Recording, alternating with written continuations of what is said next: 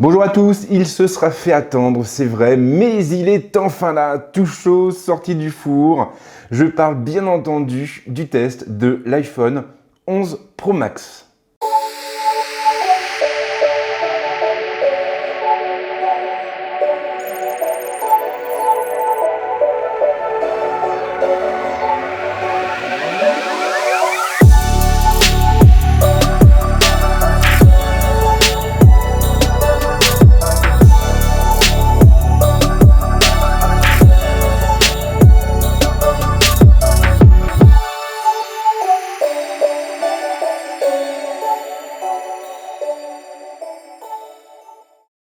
Alors vous le savez, mais Apple a pas mal diversifié son catalogue ces dernières années et en septembre, le constructeur a présenté pas moins de 3 téléphones différents. D'abord, nous avons l'iPhone 11 qui remplace l'iPhone XR lancé l'année dernière et qui s'adresse finalement à toutes les personnes qui n'ont pas envie de dépenser un SMIC pour acheter un iPhone. Ensuite, nous avons l'iPhone 11 Pro et l'iPhone 11 Pro Max qui viennent tous les deux se positionner sur le haut du panier. Maintenant, ces deux modèles n'ont pas le même nom, mais ils sont finalement très proches l'un de l'autre et la seule chose qui va réellement changer, c'est tout simplement la taille. D'un côté, nous avons donc un écran de 5,8 pouces pour l'iPhone 11 Pro et de l'autre, un écran de 6,5 pouces pour l'iPhone 11 Pro Max. Mais en dehors de cette variable, finalement, il n'y a rien qui change et ce point est très important car cela veut aussi dire que tout ce que nous allons voir durant ce test est aussi valable pour l'iPhone 11 Pro. Et avant de commencer, il faut également que je précise que cette vidéo est sponsorisée par mon partenaire RhinoShield, que je remercie. C'est en grande partie grâce à lui que j'ai la possibilité aujourd'hui de développer la chaîne et de vous proposer autant de contenu. Et d'ailleurs, le hasard fait bien les choses, car en février dernier, RhinoShield a lancé un nouveau service de personnalisation de coque, un service qui a beaucoup évolué ces dernières semaines et que je vais vous présenter un peu plus tard dans la vidéo. Et sinon, pour celles et ceux qui débarquent, je tiens à préciser que ce test sera découpé en différents chapitres.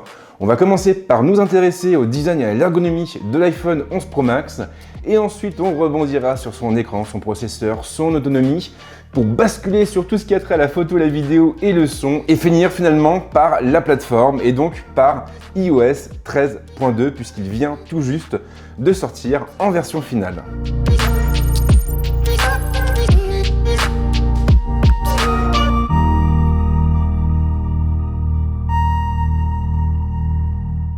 Et on démarre directement avec tout ce qui a trait au design et à l'ergonomie de l'iPhone 11 Pro Max. Alors il y a globalement deux types de constructeurs sur le marché. D'un côté, vous avez ceux qui cherchent à innover et à proposer de nouveaux designs tous les ans. Et de l'autre, bien sûr, vous avez Apple. Et ce n'est pas l'iPhone 11 Pro Max qui me fera mentir. Apple a en effet conservé la même recette et ce nouveau modèle partage finalement beaucoup de points communs avec les iPhone XS et évidemment l'iPhone X. Tout comme eux, il hérite d'un boîtier en verre, d'une armature en métal, avec un écran borderless coupé par une encoche. Une encoche qui ne change absolument pas et qui est finalement aussi large et aussi épaisse que sur le modèle précédent. Et cette encoche, bien sûr, elle est très moquée. Il suffit d'ailleurs d'aller voir sur Twitter un Sword Keynote pour s'en rendre compte. On voit passer une quantité effarante de mèmes qui critiquent ce choix cosmétique. Sauf que dans les faits, c'est pas vraiment un choix cosmétique, c'est un impératif plutôt technique. Concrètement, l'iPhone 11 Pro Max, tout comme les modèles précédents, a pour principale particularité d'intégrer un système de reconnaissance faciale à la fois rapide, flexible et sécurisé. Pour fonctionner, ce système a besoin de différents capteurs autour de la caméra frontale et ces capteurs, bien sûr, prennent de la place. Et il faut d'ailleurs noter que tous les constructeurs qui proposent ce type de fonction rencontrent exactement le même problème. Huawei a également dû intégrer une encoche sur l'écran des Mate 30 et Mate 30 Pro. Et c'est la même chose pour Google qui a été obligé de laisser un gros bandeau au-dessus de la dalle des Pixel 4. Un bandeau qui regroupe là encore tous les capteurs qui sont utilisés par le système de reconnaissance faciale de la marque. L'iPhone 11 Pro Max ressemble donc pas mal aux iPhone XS, mais on note quand même quelques différences subtiles. Et la première, bien sûr, a trait à la plaque arrière. Apple a introduit un nouveau coloris cette année, c'est vrai, mais la firme a surtout opté pour du verre dépoli. Un verre qui est plus mat et qui aura peu tendance à attirer les traces de doigts. Et en toute franchise, ça fonctionne vraiment très bien. L'iPhone 11 Pro Max est tout simplement le téléphone le moins salissant qui me soit passé entre les mains. Et pour tout vous dire, il fait même mieux que le OnePlus 7T et que le OnePlus 7T Pro, qui sont eux aussi équipés d'une vitre dépolie à l'arrière. Autre différence notable, le module photo, qui ne se présente plus du tout de la même manière. On n'a donc plus deux capteurs empilés l'un sur l'autre et Apple a opté pour une pièce carrée dans laquelle se trouvent 3 optiques, 3 capteurs, un flash et un microphone. Alors ce module, je le trouvais pas spécialement joli au début et en toute franchise, quand j'ai vu passer les premiers rendus des iPhone 11 Pro, je l'ai trouvé carrément laid. Maintenant, Apple a été assez finot en fin de compte puisque la pièce est teinte de la même couleur que le dos de l'appareil et au final, du coup, elle ressort beaucoup moins et elle n'a pas tendance à attirer l'œil comme ce que je craignais. Aucun changement particulier au niveau de l'ergonomie. L'interrupteur qui permet de changer de profil sonore est toujours sur la tranche gauche, au-dessus des 2 boutons du volume. Et puis le bouton de mise sous tension, il se trouve de l'autre côté, non loin de la trappe d'accès aux cartes. Ou plutôt à la carte, puisque l'iPhone 11 Pro Max se limite à un emplacement. Fort heureusement, il sera toujours possible de faire cohabiter une autre ligne en s'appuyant sur la carte eSIM, qui est directement intégrée au téléphone. Mais là, il faudra vérifier la compatibilité avec votre opérateur. Quant au connecteur, il est placé sur la tranche inférieure et Apple a une fois de plus opté pour du Lightning. Ce qui est finalement assez dommage, parce que pour moi, de l'USB type C aurait été bien plus pertinent. L'iPad Pro a passé le cap et du coup, on peut s'attendre à ce que l'iPhone finisse par en faire autant. Alors comme je le disais au début de la vidéo, la principale différence entre les deux iPhone 11 Pro, ce sont leurs dimensions, puisque sur la version Max, on a un écran de 6,5 pouces. Maintenant, il faut aussi noter que cette version est également plus lourde que l'autre et elle atteint ainsi les 226 grammes sur la balance. Et je vais être franc, j'avais vraiment très peur de me retrouver avec une brique dans la poche et en fin de compte, on finit franchement par s'y habituer. Maintenant, ces dimensions, ce poids n'ont pas que des avantages et je pense notamment à la photo. Parce que clairement, quand vous devez shooter un sujet que vous tenez, par exemple, comme une glace, un smartphone, n'importe quoi d'autre, et que vous devez en même temps appuyer sur le déclencheur du téléphone, c'est un geste qui aura tendance à déséquilibrer l'appareil, ce qui pourrait éventuellement créer des vibrations et donc générer des flous de bouger. Et de manière plus générale, vous aurez la plupart du temps besoin de vos 2 mains pour manipuler l'iPhone 11 Pro Max. Ce qui veut dire aussi que si vous passez votre temps dans les transports en commun, debout, accroché à une barre, il faudra mieux opter pour l'iPhone 11 Pro qui se destine davantage à un usage nomade.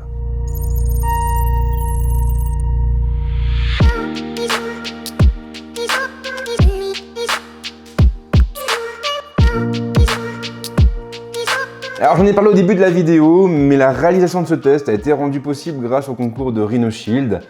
Et justement, le moment est venu de présenter leur nouveau service de personnalisation de coque. Alors ce service, il est directement accessible depuis le site de la marque ou directement par le biais du lien qui s'affiche par-dessus la vidéo et dans la description. Il va vous permettre en réalité de concevoir une coque à votre image. Et ce qu'il faut noter, c'est que ce service ne se destine pas uniquement aux iPhones. En réalité, il prend en charge beaucoup d'appareils différents. Des appareils comme les Galaxy S10, comme les OnePlus 7 et bien sûr, comme les Pixel 4. Une fois que vous avez choisi le modèle de téléphone et sa couleur, il suffit de charger un modèle de coque, un modèle à partir duquel vous allez pouvoir concevoir votre propre étui. Pour l'instant, Rhino Shield propose 3 modèles différents.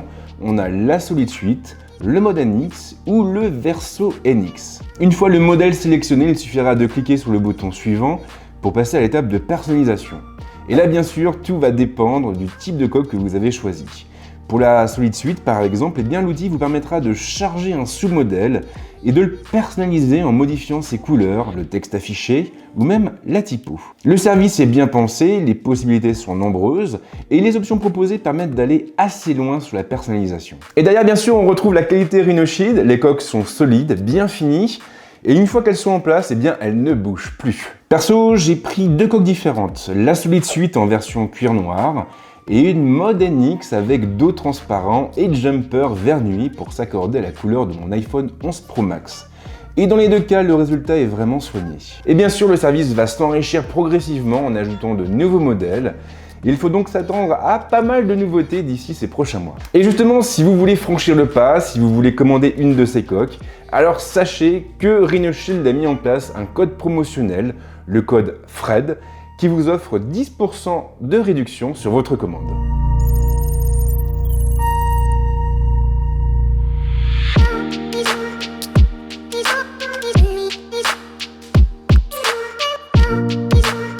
Apple a toujours accordé beaucoup d'importance au design, mais bien sûr, l'esthétique ne fait pas tout, et d'ailleurs il est également important de revenir sur la partie technique et donc de nous pencher sur l'écran, le processeur et la batterie de l'iPhone 11 Pro Max. L'iPhone 11 Pro Max embarque un écran de 6,5 pouces. Apple a opté pour une dalle Super Retina XDR, un nom de son cru.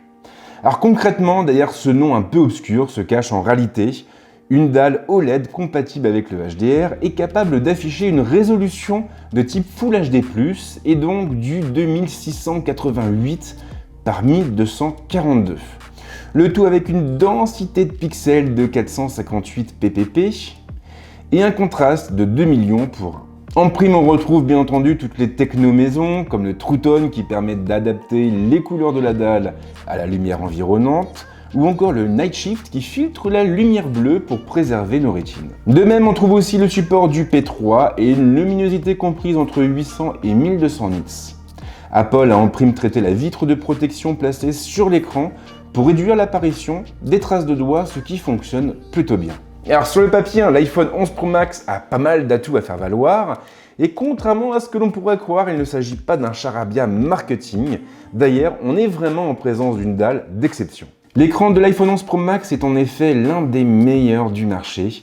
Il suffit de lancer une ou deux vidéos en haute définition sur YouTube, ou même l'épisode d'une série sur Netflix, pour se rendre compte que le terminal se prête extrêmement bien à cet usage. Très lumineuse, la dalle peut également afficher des contrastes marqués et une colorimétrie étendue tout en restant lisible en toutes circonstances, et même en plein soleil. Un soleil qui n'est pas franchement facile à trouver à l'heure actuelle en région parisienne. Côté SoC, l'iPhone 11 Pro Max embarque une puce A13 Bionic qui est épaulée par un processeur neuronal de 3e génération. Le tout pour un score qui approche les 460 000 points sur AnTuTu, un score qui est à relativiser et qu'il ne faut surtout pas comparer avec les smartphones sous Android. On est en présence de deux plateformes, de deux architectures différentes qui ne sont pas comparables. Ce que je peux vous dire en tout cas, c'est que ce processeur est vraiment très efficace. J'ai utilisé l'iPhone 11 Pro Max tous les jours depuis sa sortie et je n'ai pas constaté le moindre ralentissement, même sur des titres très gourmands comme l'excellent Call of Duty Mobile. Et si la vélocité de l'A13 impressionne, elle n'a finalement rien de surprenant. Même un an après, l'A12 reste très capable et on se doutait bien que son successeur ferait au moins aussi bien. Mais en tout cas, ce qui est bien, c'est qu'avec l'A13, on pourra affronter sereinement les 3 ou 4 années à venir, ce qui ne manquera pas d'enthousiasmer celles et ceux qui ont pris l'habitude de conserver leur téléphone pendant plusieurs années.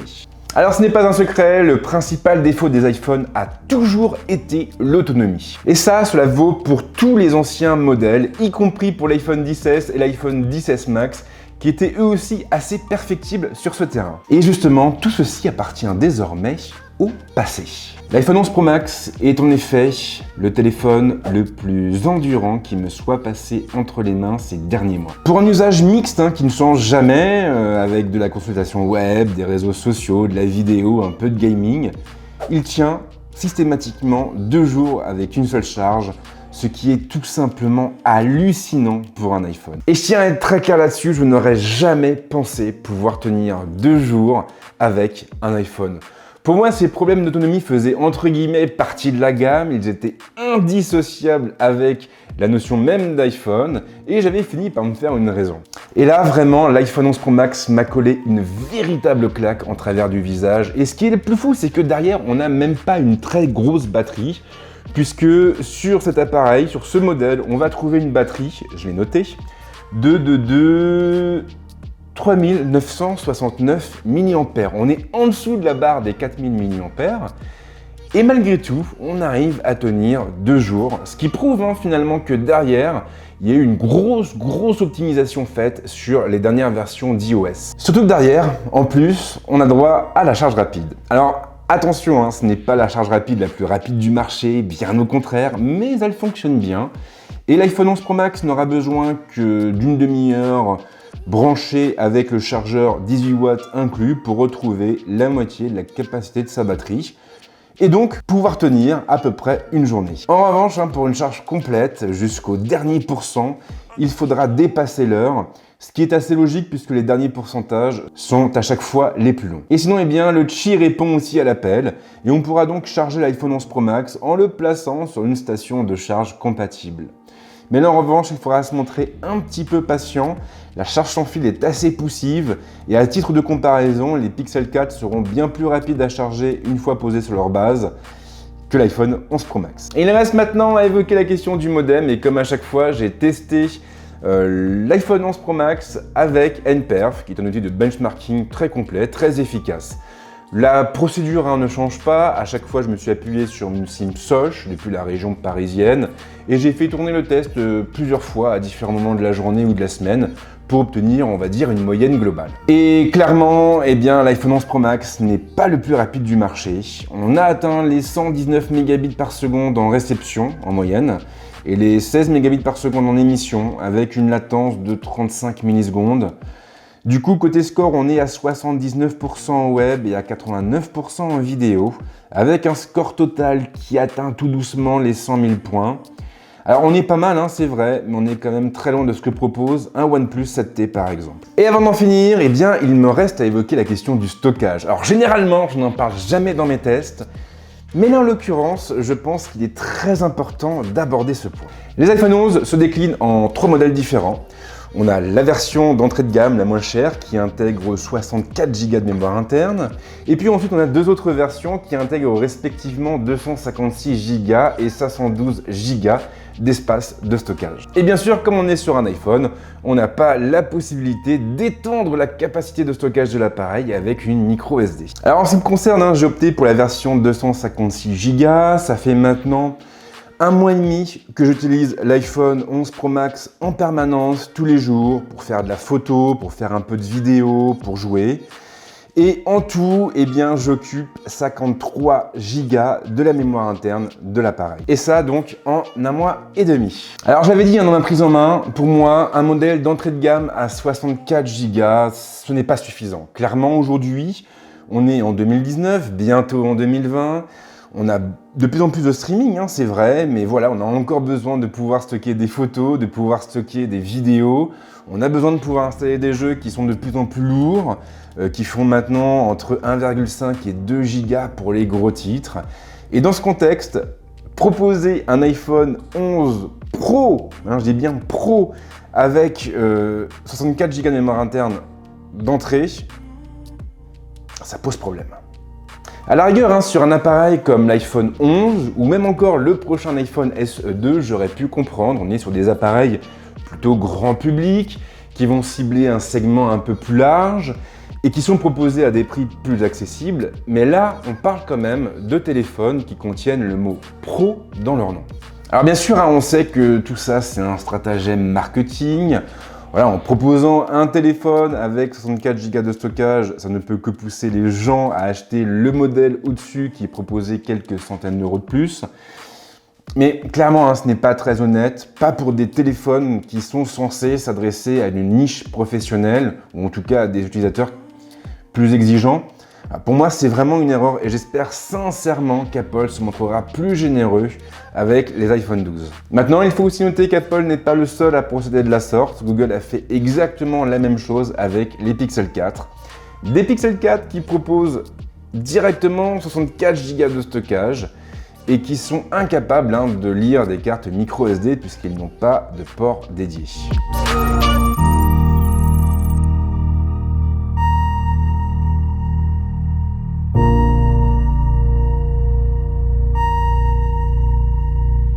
Et le moment est venu de nous pencher sur un très gros morceau, à savoir la photo, la vidéo et le son. L'iPhone 11 Pro Max hérite d'un tout nouveau module photo arrière. Un module qui se compose cette fois de 3 capteurs différents. Le capteur principal ne change pas, il atteint toujours les 12 millions de pixels de définition et il est couronné d'un grand angle ouvrant à 1.8. Pour l'épauler, on a un second capteur de 12 millions de pixels avec un téléobjectif offrant une ouverture à 2.0 et un zoom optique de 2 fois qui peut basculer sur un zoom hybride 10 fois en combinant l'optique et le numérique. Le troisième capteur affiche la même définition, on est toujours sur du 12 millions de pixels, et il s'accompagne cette fois d'un ultra grand angle qui offre un champ de vision de 120 degrés et une ouverture à 2.4. En prime, on a bien sûr une double stabilisation optique de l'image, une stabilisation qui est effective sur le grand angle et le téléobjectif, un flash True Tone, le Smart HDR et un mode nuit. Alors sur le papier, on est sur un module qui est un peu plus polyvalent. Sur l'iPhone XS et l'iPhone XS Max, on devait se limiter à 2 focales. Là, on a en plus l'ultra grand angle. Maintenant, la théorie ne fait pas tout et la question que vous posez certainement, c'est de savoir ce que vaut l'iPhone 11 Pro Max sur le terrain. Et surtout, s'il remplit les promesses de son constructeur. Lorsque la lumière est là, l'iPhone 11 Pro Max se montre très impressionnant. Il est ainsi capable de fournir des clichés avec un niveau de détail élevé, une très belle dynamique et une colorimétrie franchement naturelle. Et cet appareil, il brille par sa constance, que ce soit dans les ombres ou dans les hautes lumières. Il est en effet capable de récupérer un maximum de détails. Il n'a pas à rougir face à ses concurrents, même les mieux armés d'entre eux. Rien à dire non plus sur la mise au point, elle est véloce, elle tape juste en toutes circonstances, et même sur des scènes assez rapides. Et j'ai fait le test durant les médiévales de Brie, et j'ai réussi à capturer des chevaux lancés à toute allure avec l'iPhone 11 Pro Max. Et je peux vous assurer que l'exercice était loin d'être facile. Les iPhones ont toujours été un peu moins à l'aise de nuit ou lorsque la lumière vient à manquer. C'était d'ailleurs le cas de l'iPhone XS et de l'iPhone XS Max. Fort heureusement, Apple a revu sa copie et modifié ses algorithmes en profondeur afin de permettre aux iPhone 11 Pro de rattraper leur retard sur ce terrain. Du coup, bien que ce soit en intérieur ou même en soirée, les nouveaux iPhones sont beaucoup plus à l'aise que leurs prédécesseurs. Et cela vaut aussi pour le noir total, puisqu'Apple propose un nouveau mode de prise de vue, le fameux mode nuit. Alors ce mode, il fonctionne un petit peu différemment de la concurrence, en ce sens qu'il ne peut pas être activé manuellement. En réalité, il s'activera de lui-même lorsque les conditions l'exigeront. Et lorsque ce sera le cas, l'iPhone 11 Pro Max basculera en pause longue, afin de récupérer le plus de détails possible. De votre côté, vous aurez d'ailleurs la possibilité de régler la durée de la pause en passant par les options. Et puis ensuite, ce sont les algorithmes d'Apple qui prendront le relais pour augmenter le niveau de détail et réduire l'apparition d'artefacts. En toute franchise, ça fonctionne vraiment très bien. Et grâce à ce mode, il est tout à fait possible de shooter en pleine nuit et d'obtenir des images bien détaillées avec une belle dynamique. Attention en revanche, car plus le temps de pause sera long et plus il faudra maintenir le téléphone immobile. Le mieux étant bien entendu de monter l'iPhone sur un trépied. Ceci étant, et en dépit de ses nombreuses qualités, le mode nuit de l'iPhone 11 Pro Max ne parvient pas à faire jeu égal avec celui des Pixel 4. Google conserve donc à temps d'avance sur son concurrent, du moins pour les prises de vue nocturnes. Comme je l'ai dit, l'iPhone 11 Pro Max propose 3 focales différentes. On a un grand angle, un ultra grand angle et un téléobjectif. Il sera du coup en mesure de s'adapter à la plupart des situations. Et en la matière, on peut dire qu'Apple a vraiment bien fait les choses. Les 3 focales sont au coude à coude au niveau du piqué, de la dynamique et de la colorimétrie. Je n'ai pas noté de différence flagrante au niveau des couleurs non plus, ce qui est proprement remarquable. La distorsion est également bien maîtrisée sur l'ultra grand angle. Alors bien sûr, l'image sera toujours un peu déformée autour, mais cela reste tout de même très raisonnable et cela donnera même une impression de vitesse à nos clichés ou encore un effet drama sur les photos d'architecture ou de paysage. En revanche, en termes d'ouverture, le grand angle conserve l'avantage, ce qui veut dire que les autres focales ne seront pas en mesure de récupérer autant de lumière à la nuit tombée. Maintenant, on pourra toujours essayer de compenser avec le fameux mode nuit. C'est un mode que j'évoque assez peu habituellement, mais le mode portrait de l'iPhone 11 Pro Max m'a suffisamment impressionné pour que je lui consacre une partie de ce test. Car en effet, en la matière, le téléphone pousse le concept assez loin. On conservera toujours un beau piqué, une belle dynamique et une colorimétrie précise, mais on aura en plus droit à un très beau bokeh ou flou d'arrière-plan pour les profanes. Apple a d'ailleurs procédé avec parcimonie, ce qui est indéniablement une bonne chose. Le flou est très doux, très chaud, et il n'isole pas complètement le sujet, du moins pas sur le mode de base. Comme sur les modèles précédents, Apple propose effectivement différents types d'effets de lumière. On a l'éclairage naturel, l'éclairage de studio, l'éclairage des contours, l'éclairage de scène, l'éclairage de scène mono et le nouveau venu, l'éclairage high-key. Et ce dernier s'avère redoutable sur des scènes très lumineuses. Apple a toujours eu une petite longueur d'avance sur la plupart de ses concurrents en vidéo, et les iPhone 11 Pro ne dérogent pas à la règle. S'ils sont capables de filmer en 4K à 60 images par seconde, ce qui nous permettra de réaliser de très beaux ralentis en post-production, ils sont aussi en mesure de sortir des séquences très piquées avec un haut niveau de détail et une dynamique qui force le respect et ce, même dans les conditions lumineuses les plus difficiles. Toujours au rayon des bonnes idées, on a aussi le QuickTale, qui permet de basculer très vite de la photo à la vidéo en tirant le déclencheur vers la droite. Ce qui peut être très utile sur des scènes très animées et lorsqu'on filme un petit peu au hasard. Et ce qui est vraiment très sympa, c'est que la caméra dorsale n'est pas la seule à pouvoir filmer en 4K. Il en va de même pour la caméra frontale, ce qui ne manquera pas d'intéresser les vlogueurs. D'autant que l'on pourra là aussi monter à une cadence de 60 images par seconde. Et j'ai été vraiment très surpris aussi par la stabilisation qui est extrêmement efficace et qui nous permettra de tourner des plans à main levée sans craindre trop de tremblements. Après, et comme à chaque fois, si vous voulez obtenir un effet cinématographique, si vous envisagez de suivre un sujet, alors il sera préférable d'investir dans un stabilisateur. Il y en a pas mal, on en trouve à tous les prix et vraiment ça peut sauver la vie. Et si vous voulez aller encore plus loin, vous pourrez aussi investir et acheter Filmic Pro qui est une excellente application taillée pour les vidéastes les plus exigeants.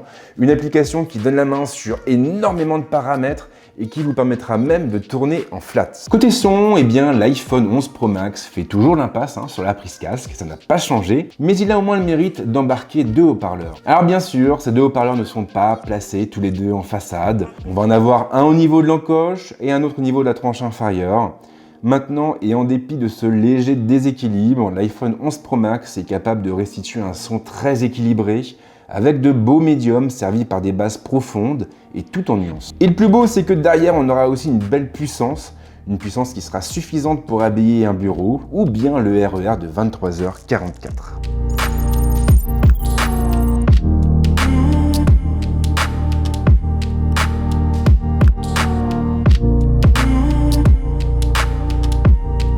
Et on en vient à la toute dernière partie de ce test, une partie qui va se focaliser sur la plateforme et donc sur iOS 13. Et on va démarrer directement avec la biométrie. Apple a indiqué durant sa conférence de presse avoir apporté des améliorations à Face ID.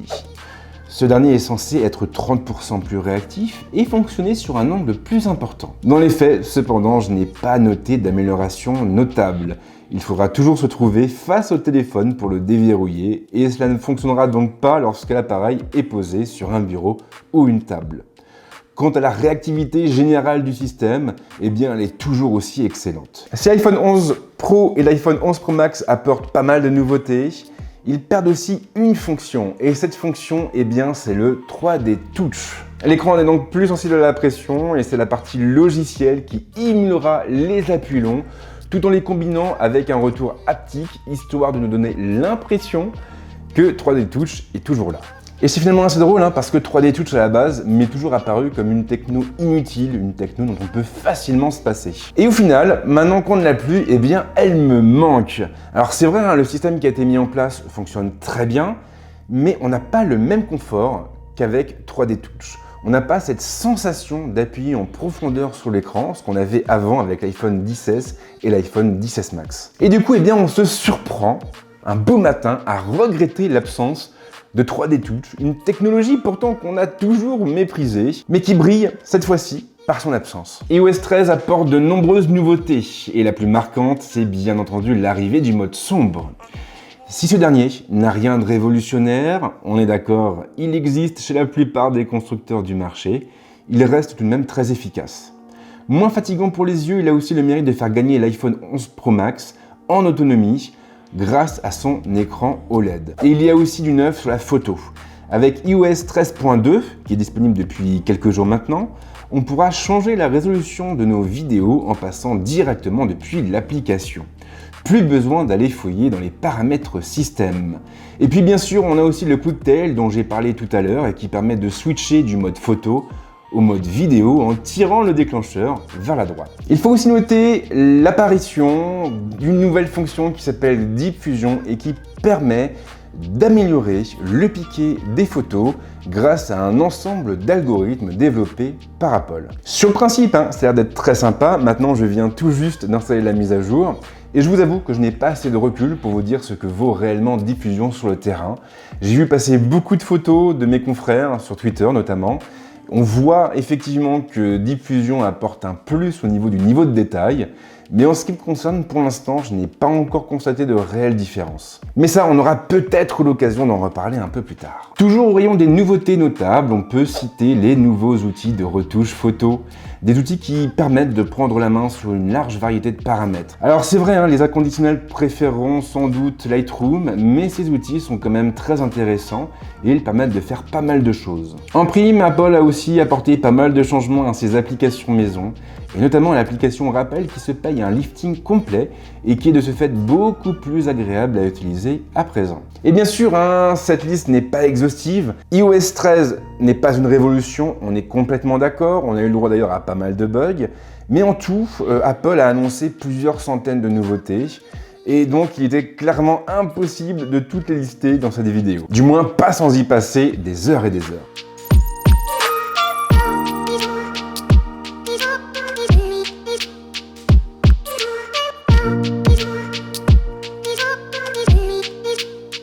Alors c'est indéniable, l'iPhone 11 Pro et l'iPhone 11 Pro Max ne marquent pas une rupture en termes de design. Et l'encoche, pour sa part, répond toujours présente, ce qui ne fera pas que des heureux. Maintenant, en dépit de leur ressemblance avec les modèles précédents, eh bien ces deux iPhone 11 Pro ont tout de même pas mal de charme. Encore plus avec le magnifique effet mat au niveau de la plaque arrière. Après, sur le plan technique, il est franchement très difficile de trouver des défauts à l'iPhone 11 Pro Max.